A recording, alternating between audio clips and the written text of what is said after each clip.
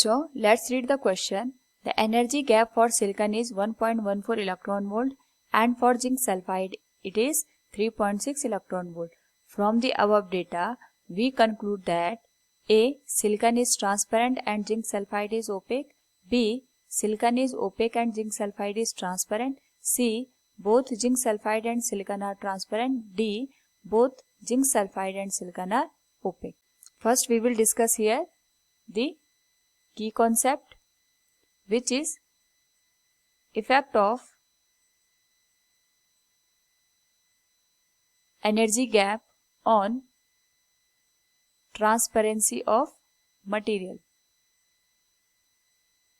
तो सबसे पहले हमें यहाँ पे एनर्जी बैंड गैप को समझना होगा. Every material has two energy gap.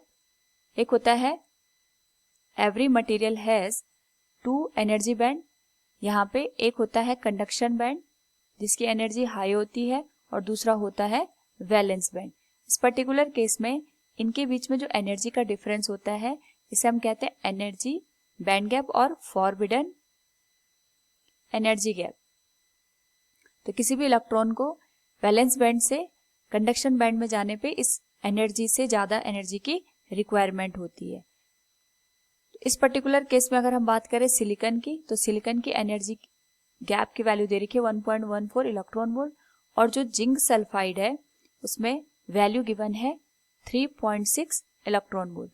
Now अगर हम बात करें यहाँ पे सिलिकॉन और जिंक सल्फाइड के केस में, तो हमें ये बताना है कि कौन सा ट्रांसपेरेंट है और कौन सा ओपेक है.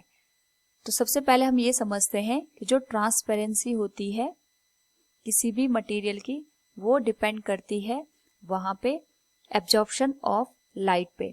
अगर यहाँ पे कोई भी सरफेस है जिसमें लाइट का जो एब्जॉर्प्शन होता है वो बहुत कम होता है या फिर 0 के बराबर होता है, उस पर्टिकुलर केस में जो लाइट होती है बिना एब्जॉर्प्शन के सीधे पास हो जाती है या वहां पे जो लाइट होती है वो सीधे इंसिडेंट हो जाती है. उस पर्टिकुलर केस में जो मटेरियल होता है वो ट्रांसपेरेंट होता है.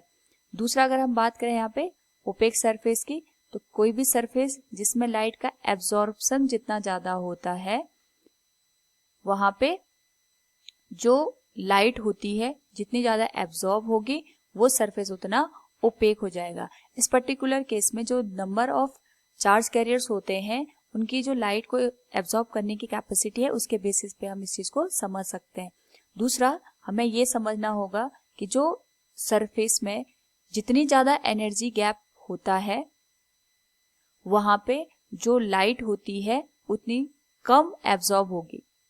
जो एब्जॉर्प्शन होगा वो उतना कम होता है और अगर एब्जॉर्प्शन कम होगा इसका मतलब वो वहां पे ट्रांसपेरेंसी को ज्यादा शो करेगा, वो मटेरियल उतना ट्रांसपेरेंट होगा.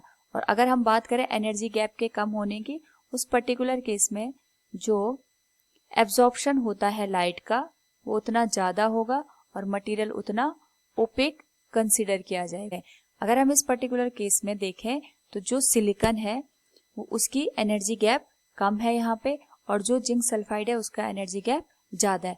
इसका मतलब जो जिंक सल्फाइड है वो ट्रांसपेरेंट मटेरियल यहाँ पे होगा और जो सिलिकॉन है उसकी एनर्जी गैप कम है इसलिए वो यहाँ पे ओपेक सरफेस को डिनोट करेगा. So from the given question the energy gap for silicon is 1.14 electron volt and for zinc sulphide it is 3.6 electron volt. From the above data we conclude that silicon is opaque and zinc sulfide is transparent. Option B will be the correct answer. Hope all you understood it. Thank you and best of luck.